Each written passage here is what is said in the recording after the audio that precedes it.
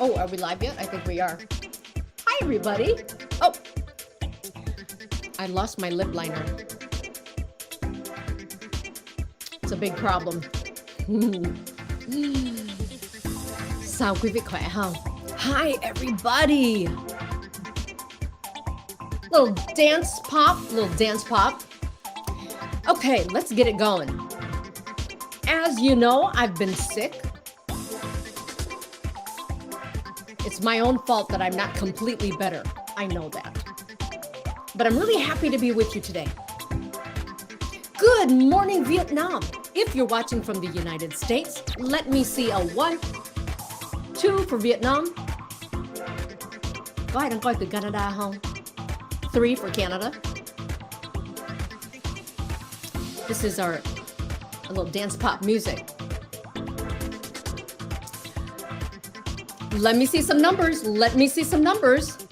And speaking of numbers, tonight we're going to talk about budgeting. We're going to give you a quiz. Let's see how you do. Okay, so we've got a lot of ones. I see a 2. Good morning, Vietnam. Hello there. All right, here we go. Love it. They're watching in Vietnam. Nice. Okay. Sometimes you just want to listen to the music. Okay, bây giờ mình cho nhạc nó xuống ha. Music down.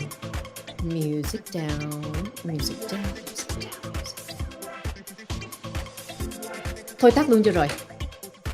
Okay, I think it's off now. Completely off now, right? So, chắc hôm giờ quý vị nghe mấy lần rồi. I was sick. And maybe my own fault là bây giờ vẫn còn hơi chưa có được 100%. I'm not 100% yet, not yet. Chắc là tại vì mình vẫn làm việc. Nhưng mà it's okay. Nothing some more cháo and pho can't take care of. So hello everyone. Hôm nay mình sẽ nói về budgeting. Budget. Thật sự bây giờ budget nói tiếng Việt nói sao Leyna cũng không biết luôn. But what is budget in Vietnamese? Does anyone know without having to Google translate it? Budget là cái gì? I don't know. Budget là cái gì? Oh, I hear my husband just got home from work. Hi, honey. Hey, honey. How are you? Hey, everyone. Okay. Hey, everybody.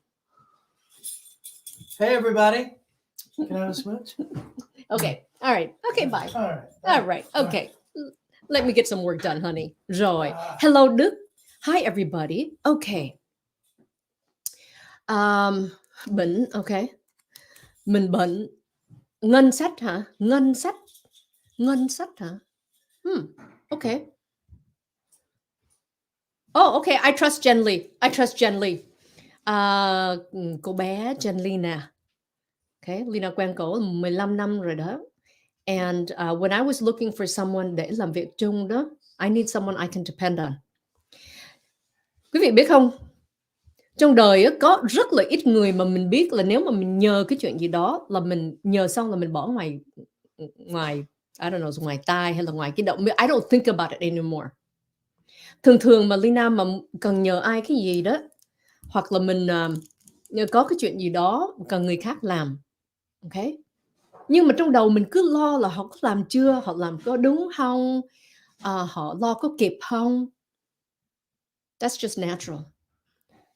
Nhưng mà I have a couple people in my life là khi mà mình nhờ họ làm cái gì đó là xong, là mình biết chắc họ sẽ làm, và họ sẽ làm, có thể là họ làm nhiều hơn mình nhờ nữa đó.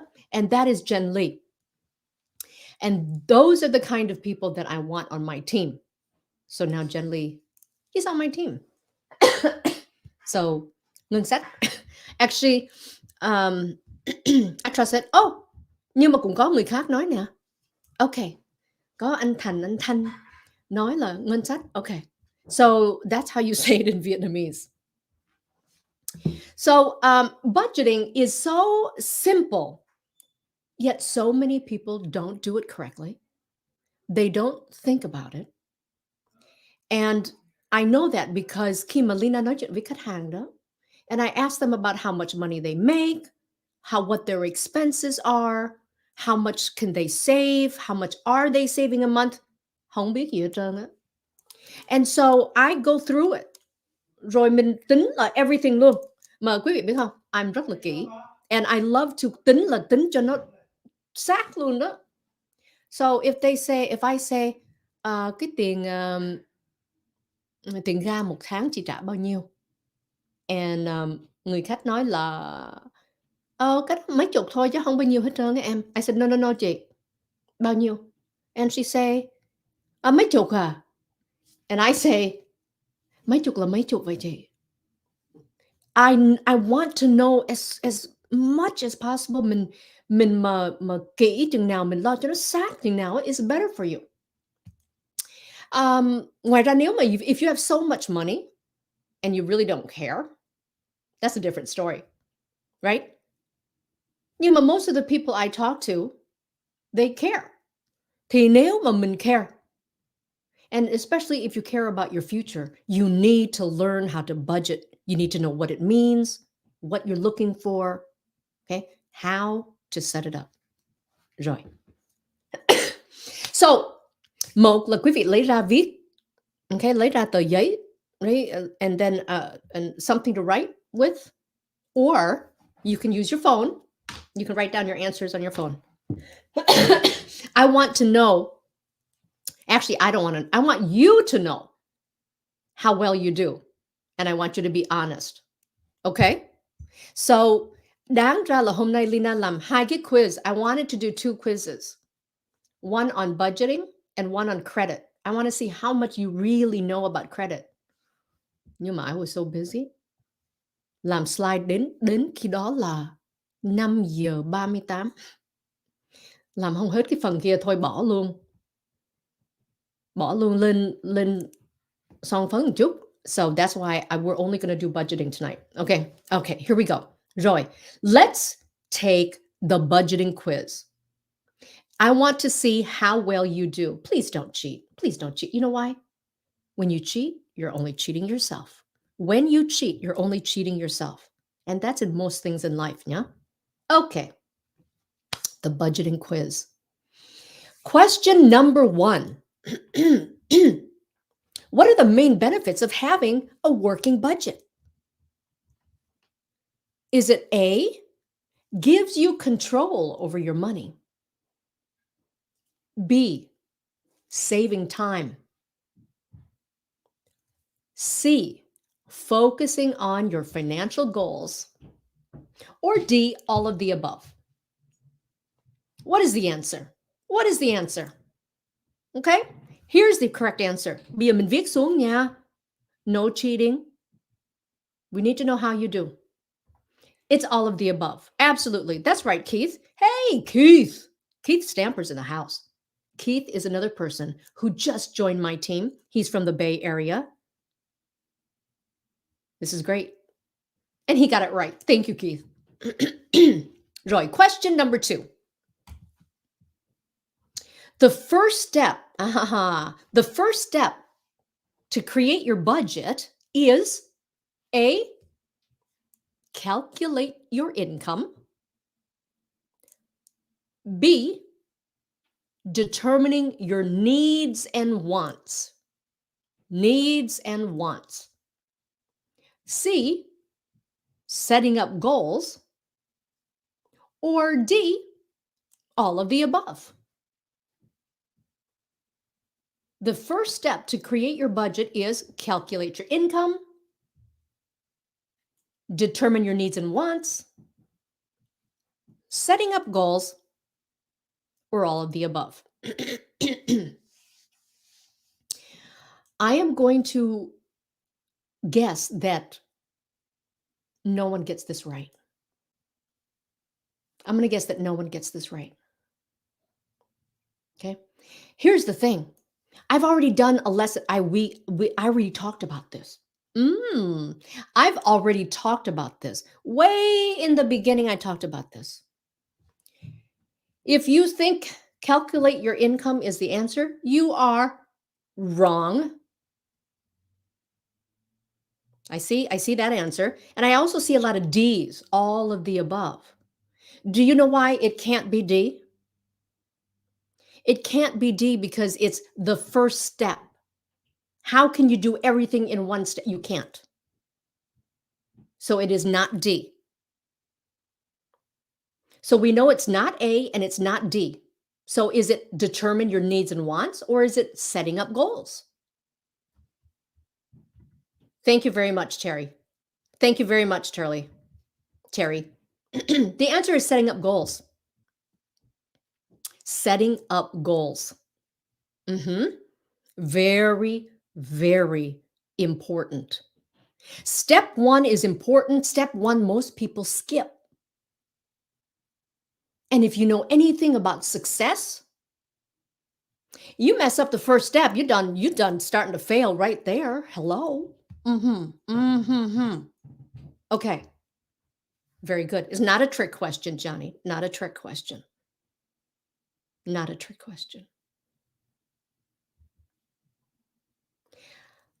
Question number 3. Which of these goals qualifies as a SMART goal? Oh. Which of these qualifies as a SMART goal? This is so important. I got to tell you why. Well, if I tell you why, I'm going to give you the answer. Is the answer A, pay my credit card debt and medical bills?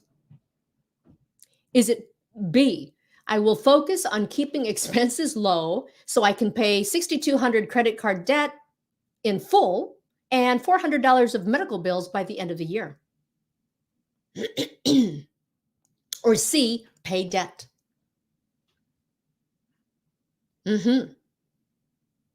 Which one of those qualifies as a SMART goal?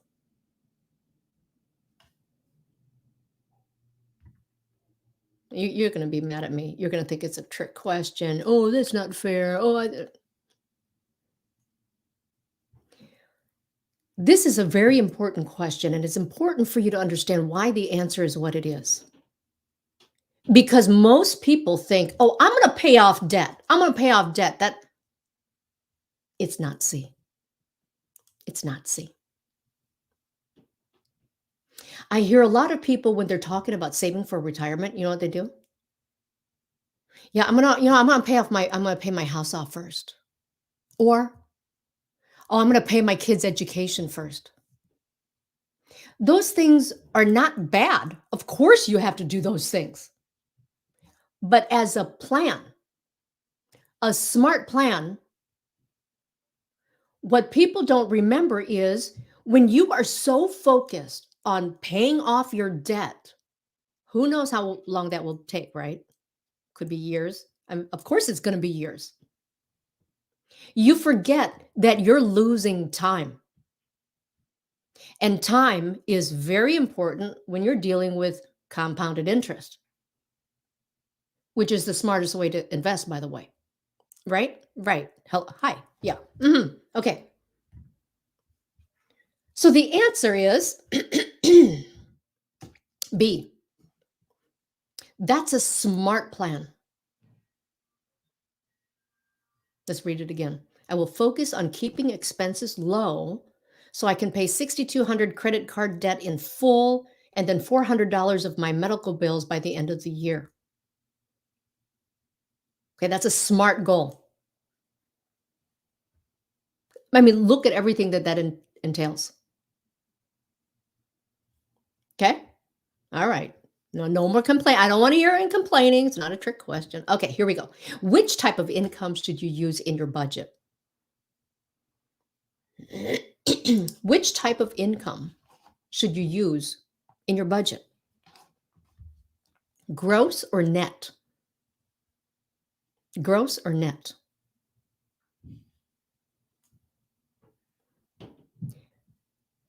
I wonder what the next question is because I think that I don't remember now because some people don't know what gross and net is. As silly as that sounds, though, but we hear it all the time. But when I talk to people, it's something I have to explain all the time. The answer is net income. Net income là cái tiền mà mình lấy về đó, quý vị ơi, after tax nhá. Because why? Hello. Your gross income, you can't be using that to pay off your debt because that's really not everything that you're taking home. Okay, but when you're paying debt, every dollar that you pay is coming out of your pocket, Okay, question number 5. We're going to go through these so quickly. Gross income is what? This you know what? This is silly the way they did this. This is silly. They should have done it the other way. You already know. Gross income is the money that you make in a year before taxes and any other deductions. Okay, so gross, like for instance, I say, what is your gross income? Okay, gross income, like for instance, you have a salary. Okay, your salary is you make $62,000 a year. That's your salary. Are you taking home $62,000? No, you're not. No, you're not. So whatever you take home mới kêu là net. Còn cái tiền lương của mình chưa tính thuế, chưa trừ này trừ kia kêu là gross. Okay? Easy. Easy. You'll never forget it now. You'll never forget it. Okay? Question number 6. What 3 categories of expenses should be included in a budget? What 3 categories? Needs, wants, and opportunity cost, fixed, variable, and periodic, car loans, rent, and insurance premiums. Which of those 3 categories should you be using? Which of those 3 should be included in your budget?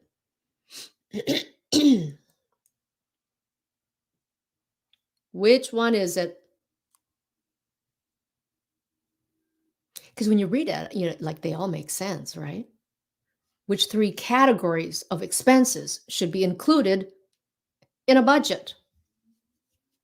A lot of people will get this one wrong too. The answer is fixed, variable, and periodic. Fixed, variable, and periodic. And so, for instance, you have costs that are the same every month. And then you have expenses that aren't the same every month. And then you have expenses that aren't every month. Okay? You understand what that means now? Là sometimes mình trả hàng tháng là the same amount, cũng cái số đó hàng tháng luôn. Còn nhiều lúc những cái expense của mình nó lên xuống tùy tháng.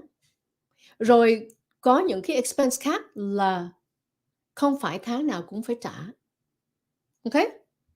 Those are the 3 categories you should have. Number 7. An example of a variable expense is what? A car loan, rent or mortgage, utilities, or none of the above. Variable expense. If you get this wrong, you're fired because I just explained all of this to you. Variable expense. No. Variable expense. Variable là cái gì? Variable là những cái bill của mình hàng tháng, nhưng mà nó not the same every tháng. Sometimes nó go up, nó go down. Okay? So these are monthly expenses that change monthly. So of course, it's utilities. Utilities are a variable expense. Sometimes in the winter, you pay a lot more. Or in our case out here, sometimes in the summer, you have to pay a lot more for your electricity bill. Okay? So utilities are a variable expense.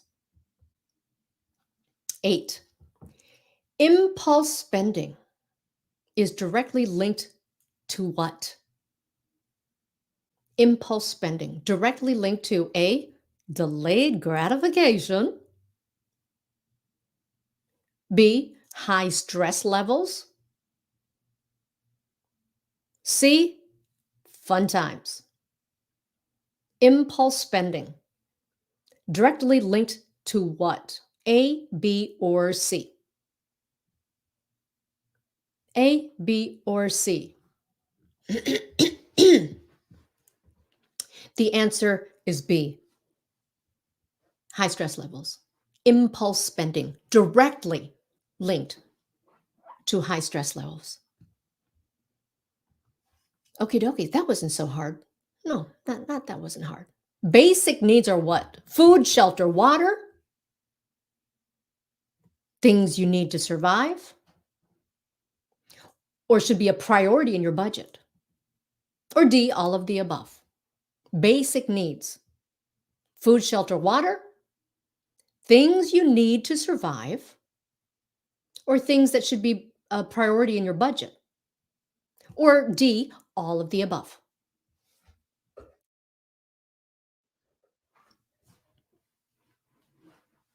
Okay. Keith, I'm proud of you, man. Man, Keith, I'm proud of you. D, all of the above. Okay. These basic needs are things that you need to survive that should be a priority in your budget. Food, shelter, water. Those are the needs that we talk about. Needs. Okie dokie. Question number 10. You should blank wants. A, budget for wants. B, never spend on wants. Or C, only spend money on needs.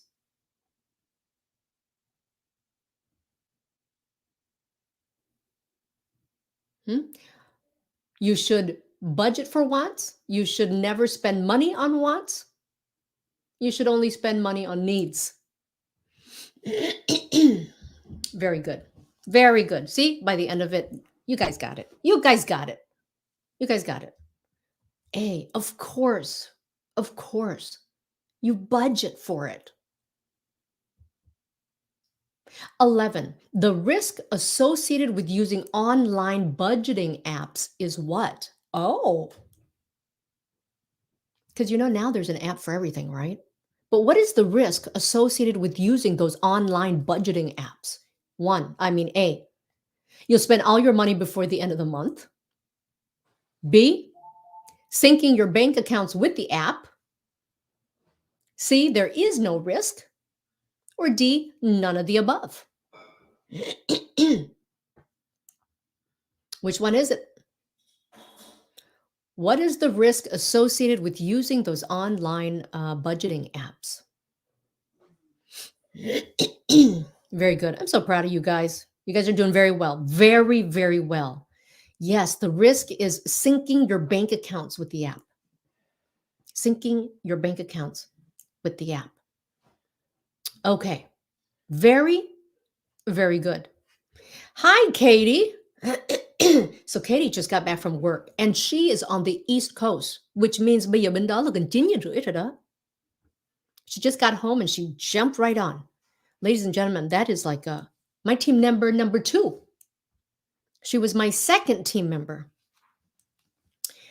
She is the owner of her own business.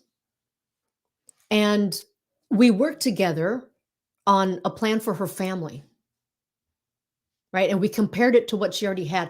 Katie, I hope it's okay that I share a little. I'm not going to share numbers, obviously.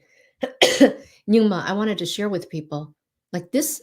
This is why these are kind of the team members I want. Katie and I worked together for a plan for her family. We looked at what she already had. She could clearly see that she could do better. Rồi mình làm xong and then she rất là dễ thương mà rất là giỏi luôn đó nha. So she's younger than me. She owns a very, very successful business. And then she shared something with me that it was, and I hope I don't embarrass her. Nhưng mà she's the kind of person là she strive for something else. Là mình làm công việc mình thành công, that's like not enough. Like she has this thing where, and I love this, she wants more. And it's okay to want more. And she can have more. And she said that she'd been like praying for some kind of guidance or direction or something to kind of lead her to fulfill this need that she had. And she happened to read a book on something, and she contacted me about like joining my team. I was not recruiting. In fact, someone else had come to me about joining my team, and I had said no. I said, because I'm not recruiting. But there's something about what she said to me about wanting to help people and feeling like it's Nguyen so, you know what I mean? That she met me, and now she sees that there's this way that she can help other people. So Katie is my team member number 2. So it's great. And those are the kind of people I want to work with. So when was this? Was it last week? Last week I had a video. I made a video on people joining my team. And then I had a meeting with the people who contacted me so that I could show them how I'm doing things differently. Differently than anyone else out there. Mà cái này không phải là mình khoe nha. I'm not bragging. I'm telling you that when you do business, there is a right way to do it. There's a wrong way to do it. And then there's all those other ways in between. Sometimes people walk the line. Some people jump side to side. And I'm a big believer in like do no harm. You know how doctors have that oath, right? I think more people in more professions should be taking an oath like that. You don't make your money on the backs of other people. You don't make money at the expense of someone else. People do it every day. Every day people do it. In just about every single industry I can think of. And I guess that's just human nature. Nhiều người như vậy lắm. Cái công việc mình làm nhưng mà mình không có làm là tốt nhất cho người khác. Có thể là hại cho người khác nhưng mà mình cứ làm. And we can't do that. You can't do that. You can't do that if you want to be on my team. Okay, so you can't do that if you want to be on my team. Hello, Christina. Christina from OKC, Oklahoma City. Do no harm. That's right. Create a win-win for everyone. You spelled one of the wins wrong. You spelled one of those wins wrong. So, so I had this meeting and I met some really incredible people with like all different kinds of backgrounds. People who have full-time jobs. People who are not really satisfied, or the current job that they're in, they don't feel fulfilled. People who aren't working. So just right, all different kinds of situations. And now they're coming on, and I'm going to talk to them and get to know them. And I've already told them, Leyna khó tính lắm và tính rất là thẳng. If I see you do something I don't think is right, I'm going to tell you. So when we're working in an industry where you're dealing with people's futures, okay? So doctors take that oath because it affects people's lives, people's health. Sometimes it can be a life or death situation. Well, when you're dealing with finances, it's just as important. It's just as important. You could kill them slowly. If you don't do the right thing, you can kill people slowly if you've done something that will harm them later on. And so many people are stuck in bad situations. Cái hợp đồng họ, cái policy của họ, bad. Bây giờ họ chưa biết đâu. Mai mốt lớn tuổi, khi đó họ mới biết là they're in a bad situation. And then it might be too late. So, I made it very clear to my team, and I will tell them again and again and again. Because we don't start training until later this week. That I am very straightforward, and I expect my team members to work like I do. Now, that doesn't mean that you have to work like all the time. I know some people can only work part-time. That's okay. Nhưng mà you must have integrity. You must do what's right. You have to do what's best for the client. And don't worry, because when you work that way, your money will come too. Both sides. It is a win-win, just like Katie said. It is a win-win. Nhưng mà khi mà mình làm việc mình có lương tâm, khi đó cả hai bên sẽ là thành công cả hai bên luôn.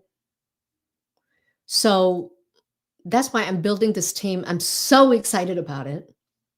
And I can already see, like, we're gonna blow this up. I want like an army. Okay, my personal army. We're gonna go out there, we're gonna help people, we're gonna do it the right way. Okay. And I've always said, mình làm gì cũng vậy, trời có con mắt. Some people, they're so rich, they're so successful, nhưng mà they didn't do it the right way. So don't worry about it. Right now, okay, they're walking around in their Louis Vuitton and Chanel and all that stuff, and they're driving fancy cars, and their customers are like hurting, and when they need something, they don't have it. The universe has a way of getting back. So I'm not worried about them. But I'm worried about their clients. How many times I hear people say, mình mua bảo hiểm xong rồi đó, cái người mà agent đi đâu mất à? Hoặc là mình gọi họ, khó để liên lạc với họ. A lot of people find it very difficult to get in touch with their agent. That's ridiculous. That's ridiculous. And you know what that should tell you? That should tell you they were only interested in the sale. Only interested in the sale. And guess what? The sale is the easiest part. What's difficult is the follow-up and the servicing of that policy, taking care of your client. That's the hard part. They can't do the hard part. And that's unfortunate. Because khi mà mình vào hợp đồng rồi đó, nhưng mà cái người agent không có chịu là chăm sóc cho quý vị nhá. Thật sự cái policy phải chăm sóc chứ không có, you can't leave it. People think they just buy a life insurance policy, they throw it in a drawer, and then they wait until they die. No, that's not the way you service a policy. And that's how you get in trouble. You buy it 10 years later, don't even look at it, have not talked to your agent another time. That's not the way to do it. It's not the way to be an agent. It's not the way to be a client. It's not the way to be a customer. It's not the way to be a policy holder. So take some initiative. Như vậy là you are now responsible for your future. Forget the agent, tại vì họ đã bán, rồi họ disappear, họ không có chăm sóc cái hồ sơ cho quý vị. You cannot depend on them anymore. And thực sự là you can't really complain, tại vì sao? It's all in writing, quý vị ơi. Cái policy của quý vị nào. Okay, when we bought it, you didn't understand much, nhưng mà mình ký. Họ nói với mình sao là sau 10 năm chị sẽ có chừng này tiền. Nhưng mà all those years you didn't look at it again. It's so easy, quý vị ơi, so easy. Mình tính cái số tiền mình trả vào. Mình tính là trong đó cái tiền surrender cash nó bao nhiêu. Nếu mà quý vị đã đóng vào đó gần 10 năm, okay, hoặc là hơn 10 năm mà mình không có lời nhiều đó, nhất là nếu mà that's the way you wanted it, họ hứa là như vậy ha, you're in trouble. You need to do something. We need to rescue that policy. Oh, you know what I was going to do? And I forgot. So Jen is now working with me. And she helped someone just yesterday who bought two policies for hai đứa nhỏ, một đứa 5 tuổi, một đứa 10 tuổi. And we looked at it. Oh my gosh. So we ran it. I wanted to show you this. Leyna quên. Tại vì Leyna muốn là show quý vị hai bên luôn cái policy của họ đang có bây giờ nè và cái policy nếu mà mình làm. And I wanted to cover, nhưng mà I want to protect their privacy, so I want to cover up the name. But I forgot to do that, so I can't show you their policy. Nhưng mà Leyna là so sánh nha, exactly the same money the client đóng vào. Exactly the same money. Exactly the same number of years. And guess what? Một bên á, họ làm nha, đây cho đứa nhỏ. Mai mốt 65 tuổi nó lấy ra được 47.000 tiền gì đó. Oh, so she just sent it to me. Oh, can I show this, em? Quý vị, nếu mà quý vị thấy mình khùng luôn á.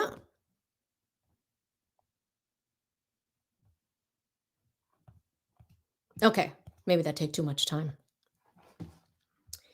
Một bên hồ sơ nha. 6 trả tiền hàng tháng đến khi bao lâu đó, đến khi 65 tuổi. Họ làm cái hợp đồng 65 tuổi lấy ra 47.000 một năm. Okay?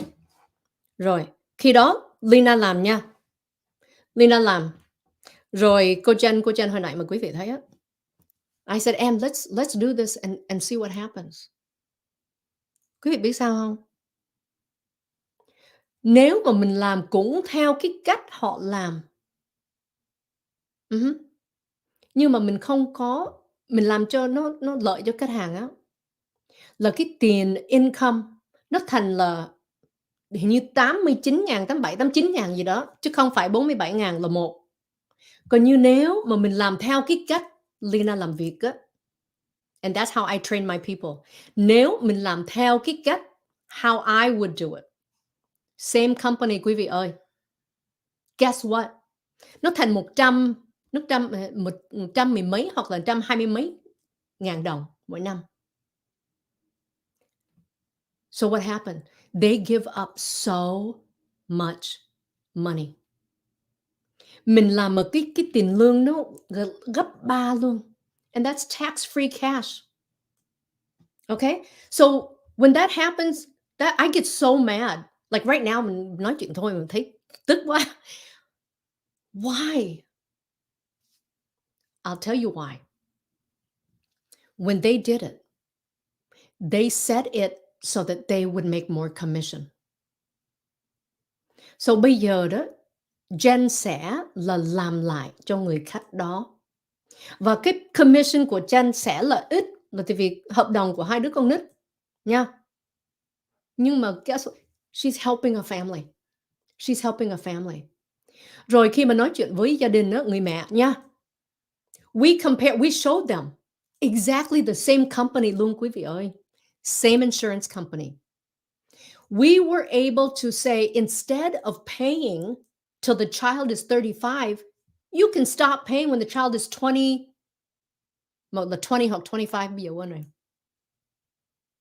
And still get them more cash at the end. What? Yep. Yep. Same insurance company. That's why the other day I did a video on last week on who you buy your insurance from is often way more important than where you're buying it, meaning what company. Because two agents, even if they work for the same brokerage, okay? Như vậy là cùng hãng luôn đó, cùng hãng brokerage và cũng same carrier. You can get two different plans. Tại sao? It's the way the agent does business. So I'm telling, and I think some of my new team members are watching right now. I expect them to do what's right. And I am telling them, When you do what's right, the universe will reward you. We will not conduct ourselves in a way where we are taking advantage of our clients. I have a reputation, which is why when I do business, I'm very concerned. Like one mistake, one wrong move, everyone's going to know about it. But if you have an insurance agent whose name is whatever, I don't want to call out a name because I don't want to offend anyone. No one knows who that is. No one knows who Nguyen is because there's like hundreds of them. I don't want anyone to say that Leyna Nguyen made a policy that was bad for me. Leyna Nguyen didn't service me my policy. Leyna Nguyen cheated. I never, ever, and you will never, ever hear anyone say that. Never. And because you're on my team, I don't ever want to hear anyone say, cái người agent của chị Leyna là làm việc không đúng. That's not going to happen. Not going to happen. Okay? Katie says, I just can't wait to do it. Yes. Very good. I'm so excited for you, Katie. Mình làm việc có lương tâm, mình muốn giúp người là trời sẽ là phò hộ cho mình là khi nào là cũng. We don't need to go out and look for business. Last week, I also, or was it last week? I don't know. I did a video on the difference between the agent who's looking for customers to sell an insurance product to and the broker who is looking for the right insurance product for their client. One person đại diện hãng bảo hiểm, người kia là đại diện người khách hàng. That's who you want to go to. Okay? You want to go to the person who represents you, looking for what's best for you. Not a person who I have this to sell. I want to see how many people I can get to buy it. You don't want anyone like that. Okay? It's going to affect you for the rest of your life. It's going to affect your kids' lives. Okay? Yep, not the company, it's the agent. Absolutely. Absolutely. We see so many sad situations. Rất là tội nghiệp là tại vì người Việt mình. Okay? Người Việt mình qua đây năm 70 mấy, 80 mấy, 90 mấy. We work so hard. Đi làm mà sáng cũng đi làm, tối cũng đi làm. And everything we do for our kids. Phải không? And so nếu mà quý vị đã làm, you work so hard rồi đó, what's going to happen to you when you grow old? Bây giờ mình vừa làm, mình vừa để dành một chút tiền, rồi mình grow nó, mình đầu tư một cách là no risk. Thị trường mà sụp, mình không có mất cái tiền của mình được. Bên đó mình có sự bảo vệ. Death benefit, sickness protection. Rồi mình grow cái cash value. Quý vị biết không, how many people tell me, hồi trước tôi mua bảo hiểm. Cái người agent họ nói là sau bao nhiêu năm đó là tôi không cần đóng nữa. Nhưng mà tự nhiên hãng bảo hiểm nó gửi giấy về nó đòi tiền nè. Yeah. It happens a lot. Happens a lot. Quý vị biết tại sao không? Nếu mà quý vị cứ kiếm ai đó mua bảo hiểm thôi đó, họ bán rồi and then they don't ever see you again. 10 năm sau, they don't know what happens to you. So you need to find someone who is working for your future. Here's the difference. Every year, Leyna sẽ là coi lại cái policy của mình. Và khi mà quý vị có policy đó, quý vị có cái illustration. Illustration là when I showed you the plan, I estimated how much money you would have after year 1, after year 2, after year 3, all the way until 120. And then every year, I'm going to look at it. I'm going to make sure. Rồi mình hứa là sau 5 năm sẽ có mười mấy ngàn, 30 ngàn, whatever. Tại vì tùy theo cái premium. Bây giờ mình nhìn lại, qua năm thứ 5 rồi, nó giống vậy không? For my clients, I'm hoping it's going to be more than what I showed them. Nhưng mà nếu mà nó bị là thấp nhiều á, oh, you are in trouble. You need to do something to change it. That's how we service it, okay? So when you work with me, when you work with my team, you have us for life. I know I won't always be around. That's how we build a team so that we all help each other, work together. You know, it's so cute. Mới hôm qua, Leyna nói chuyện với đứa con gái. Mỗi lần mà Leyna làm những video này, mỗi lần Leyna gặp với khách hàng, nó ngồi nó nghe. And sometimes nếu mà mình nói tiếng Việt không á, she can't understand all of it. Nhưng mà nó mới mười mấy tuổi thôi. She picked it up like that. Nó repeat lại những cái mà nó learn. I was so impressed. Và sau này, I told her, I said, honey, do you want to take over my business when I'm old? Right away, she says, yes. She also loves my kids from the time they're young, taught to help people. So when you work with me, you work with my team. One, I'm training my team members. I don't care. They've been in the business 5 years, 10 years, 12 years. I don't care. It has nothing to do with how long you've been in this business. Nothing. In fact, the longer you've been in this business, I think I have to retrain you because people aren't doing business the way they should be. And now, the products available now, completely different from 10, 15 years ago. So I train my team members. And there is a motto that always act with integrity. Integrity tiếng Việt là gì? Integrity. Can someone look it up and tell me? Nhưng mà mình làm việc sao là phải đúng. Okay? So that's how we're going to work. And I'm happy to tell you that now I'm building this incredible team. They're from all over the place. East Coast, Midwest, West Coast, people up in Northern California, right? Virginia, Florida, Georgia, Massachusetts, Illinois. I mean, everywhere. And my plan, my hope is when my team members get up and running, I will fly to their city. I'm going to meet with their customers, their potential customers, so that they know they're part of my team. They're trained correctly. I don't want anyone to be complaining anyone on my team did them wrong. Chính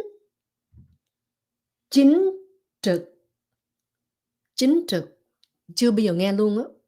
Integrity, chính trực. Act with integrity. Chính trực là noun phải không? Chính trực is a noun in Vietnamese. Nếu mà mình nói là mình phải làm việc với chính trực, nó có make sense không? And someone else said what? Thẳng thắn. Oh, no, cái đó là khác chứ, phải không? Anyway, so that's how we do business. So we just had one meeting, and I'm not going to do any more.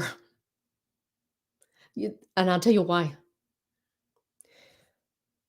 Khi mà người khác họ build cái team của họ đó, they're always bởi vậy khi mà Leyna mới vào ngành nó nói là I'm not gonna recruit, là my focus on là mình learn và mình tìm hiểu rồi mình làm sao mà mình giúp được as many people as possible. 4 in the morning I'm up, I'm working. Bây giờ quý vị hỏi đi, khách hàng của Leyna nha. They have a question, they text me. They text if I'm up. Ngoài ra cái giờ mà mình đang nằm mơ thôi á, I'm up, I answer them. They have a question, I answer them. They need something, I do it. Nè, hôm nay có một chị. Mà hồi trước Leyna đã là I told her I don't think you're ready chị, I don't think you're ready chị, mà chị cứ là so I got a policy for her. Rồi trong gia đình có sao đó, rồi she cancel. Okay? Guess what? Người khác ha. Thì bây giờ chị muốn cancel, chị liên lạc với company đi.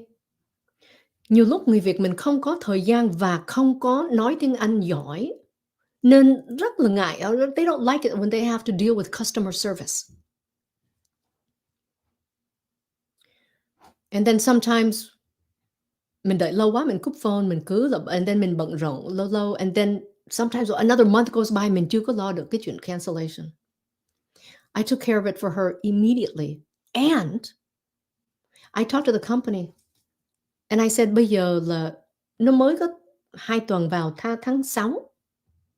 Mà cái người khách hàng này là họ đã trả tiền tháng 6 rồi, cách đây 1 tuần.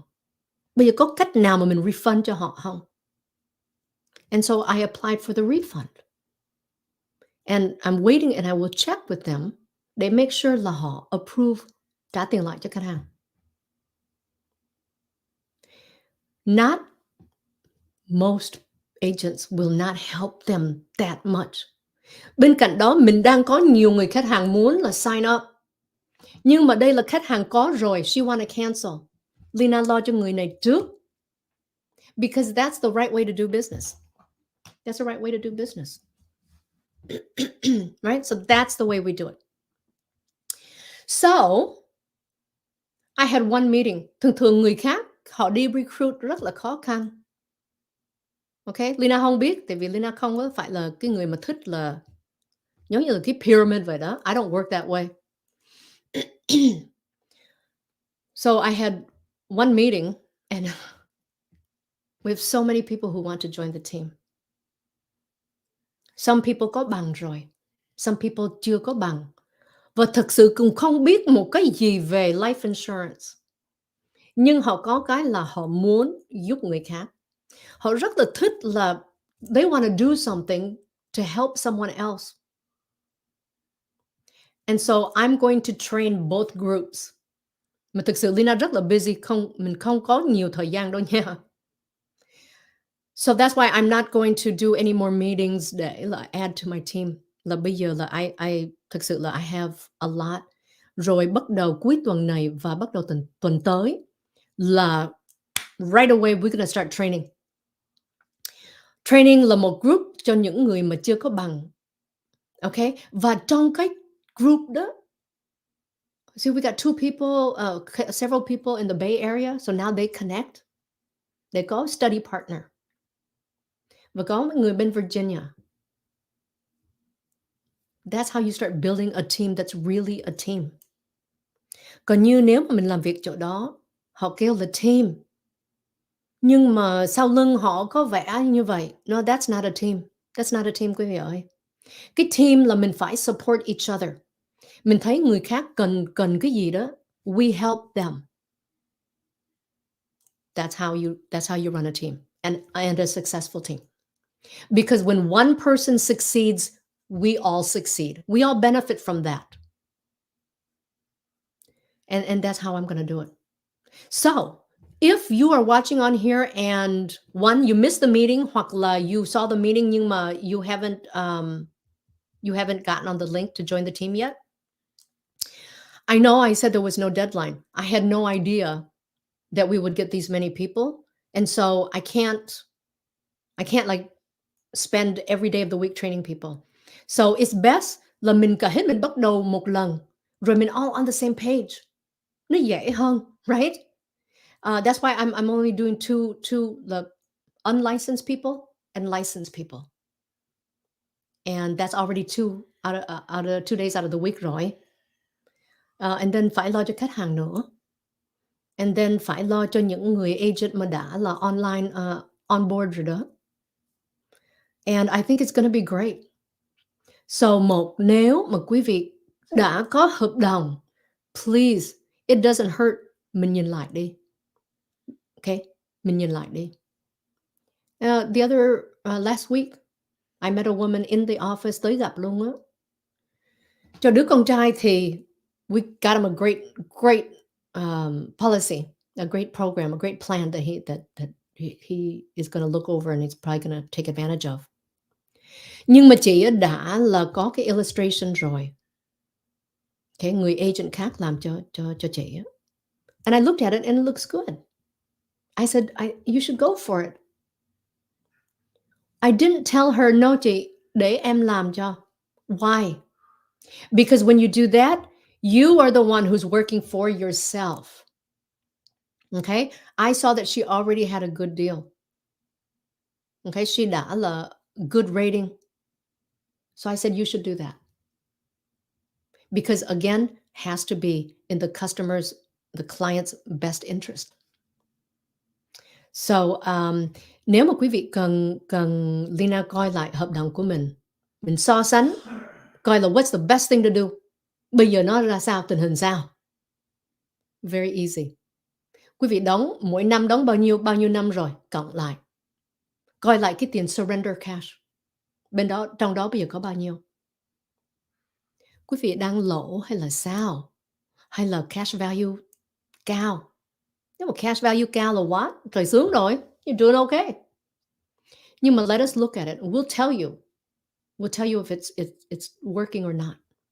Còn như nếu mà quý vị chưa bao giờ, hoặc là quý vị nghe mà life insurance, quý vị ghét, I don't blame you. I don't blame you. Nhưng mà if you're one of those people, contact us. We will walk you through it. Quý vị biết không, nếu mà Leyna nói chuyện với ai đó mà mình cảm thấy họ chưa có hiểu rõ nha. Họ chưa hiểu rõ. Nhưng mà họ nói, ok chị làm đi. I always say, có câu hỏi gì không? Không, tại sao? I want them to understand.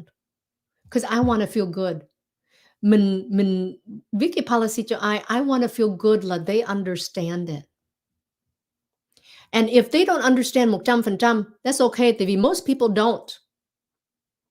Did you know là ngay cái tuần vừa rồi đó, Leyna có 2 câu hỏi mà nó go all the way up the chain to the president cũng không biết.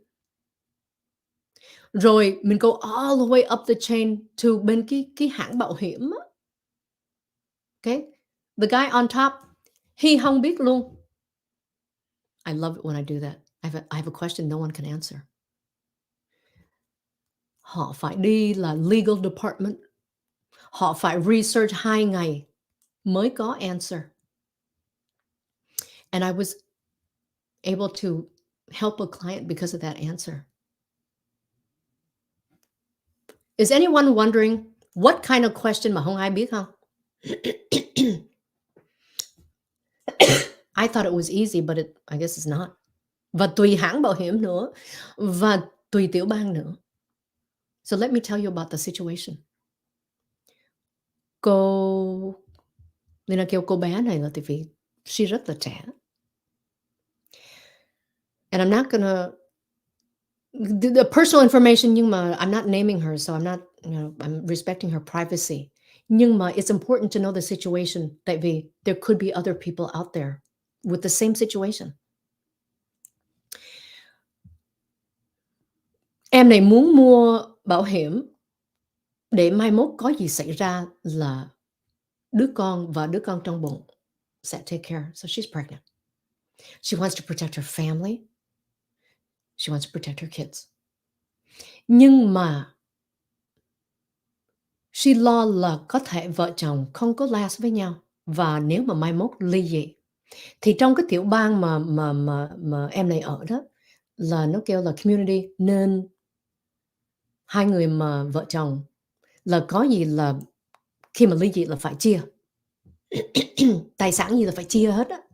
Ok, có vài tiểu bang như vậy. Bây giờ phải nói tiếng Việt là tại vì just in case Leyna không muốn ông xã nghe và hiểu. Thì bây giờ mình phải là kiếm sao mà bây giờ, mặc dù she ở trong một tiểu bang như vậy, kể cả life insurance, nếu mà sau này hai người chia tay thì cái policy, cái tiền trong cái policy 2 triệu luôn đó quý vị ơi. She không muốn là cái ông chồng sẽ chia được. She muốn là hoàn toàn cho 2 đứa nhỏ. Thì Leyna mới hỏi là bây giờ mình có cách nào không? Là some hãng bảo hiểm nó có cái giấy tờ là cái người đó phải ký. Cái người đó phải ký là give up cái đó thì cái người này mới mua được. Thì sau đó Leyna mới find out là trong cái tiểu bang đó, cái hãng này, trong tiểu bang đó nếu mà 2 người đã ly dị rồi đó, là cái tiền tử và những cái benefit trong của cái cô này, cái người ex bây giờ không có được là claim nữa. Okay. Như vậy là họ phải đi hỏi cái legal department mới biết chắc. Và sau khi biết chắc, khi đó Leyna mới dám làm application cho em này. Yeah. Người khác nha quý vị. Leyna biết chắc luôn có người agent ngoài đó. Bây giờ mình chưa chắc, mình cứ viết đại. Rồi sau này ly dị hay không, họ chia, họ fight trong court, kệ họ. And I can't work that way. Okay? So those are examples of how we work. So, nói mà quên hoài à. If you have a policy, you need me to look at it, contact me. Cái email của Leyna trên mạng luôn nè. LeynaWuyen@vanmay.com. Nếu quý vị chưa có bảo hiểm, quý vị ghét cái chữ life insurance, quý vị không hiểu, có thể quý vị không thích, có thể quý vị không tin tưởng ai, please contact me. I'm gonna help you. I'm gonna explain it to you. Không vì mình không hiểu nha, mình không hiểu, mình không lo rồi mai mốt rủi ro, something happened, your family left with nothing. Then let's learn about it. I'm gonna show you, and let's protect you and protect your family. Còn như nếu ngoài đó quý vị có ai là mình nghe mình rất là thích cái cách làm việc, mình muốn giúp người, okay? Mình muốn là tìm hiểu thêm và mình nghĩ even in our own family and friend circle, mình nghĩ mình giúp người khác được. If you'd like to do that, you can also email me. Let me know. And I'm going to show you how we're building our team. But bắt đầu là cuối on Wednesday, Leyna đã là create cái meeting của Director of Operations with the home office, headquarters, and they're going to meet with my team. Okay? Trong cái brokerage là mấy ngàn người agent. Hình như 3.000, hơn 3.000. Nhưng mà they are going to dedicate their time and energy, their resources, the best people at headquarters to train my team, to help me train my team. So on Wednesday, we're going to meet for next steps. Nếu có bằng rồi, this is what you need to do. Nếu chưa có bằng, this is what you need to do. Rồi bắt đầu this weekend, I am training people. And even though later down the road you may want to join, maybe nếu I have some time, then I could do another one. Nhưng mà bây giờ thật sự Leyna không có thời gian, nên một tuần chỉ là 2 ngày training thôi. Và nếu mà quý vị join bây giờ đó, thì everyone on the same page, everyone bắt đầu với nhau. Okay, mình giúp nhau. It's a lot easier. Còn sau này nếu mà team member mà up and running rồi đó, rồi quý vị vào, thực sự Leyna cũng không dám, là tại vì nếu mình không có thời gian để train cho đàng hoàng, then I can't set you up for success. And I want you to succeed. I don't want you to join and fail. It's not the way we're going to do business, yeah. Okay. So just email me. Rồi. Chị Nga hỏi là cuối chương trình xin Leyna cho biết có lớp học tiếng Mỹ mỗi thứ 5 không? Thường là có. Thường là có. Nhưng mà tuần vừa rồi Leyna bệnh. So I didn't do it. Mà thường nếu mà bệnh, then I do a video and I can play the video. Nhưng mà thật sự phải nói là bệnh mà quên luôn. So I was in bed. Nhưng mà yeah, normally every Thursday. Okay, that's it. Hơn tiếng rồi. Nói hồi nãy giờ nhưng mà ho không có quá nhiều. So I'm doing okay. So remember, if you need help with your current policy, give me a call. Oh, hey, guess what? I'm going to do another song at the end. It's a different one. Here's the old one. Oh, where is it? Here's the old one. Okay. That's the old one. It's cool. Nhưng mà guess what? I got another one. Hey, quý vị nghe coi cái này nó cool không? Here we go. And the new one. Oh, yeah. I played this once before. It's funky. I like it. Oh, I like it a lot. Okay, this is my calm down music. Calm down music. Trời ơi là quý vị. Email và text, I love it. Okay. If you need help, please email me. If you want to join my team, you better do it fast, but email me. Okay? I'm gonna... Training, I have to be healthy. Chắc bây giờ ha, cái livestream này xong á, mình đi xong cái cho nó khỏe rồi tiếp tục làm việc. Thank you everyone. If you haven't yet, shame on you. Give a like. Give me a thumbs up. If you need help, contact me. If you're a team member watching tonight, welcome aboard. I am so excited. Seriously, I am so excited. So get excited about your future. We're gonna blow this thing up. And I'll talk to you soon. Mwah. Bye.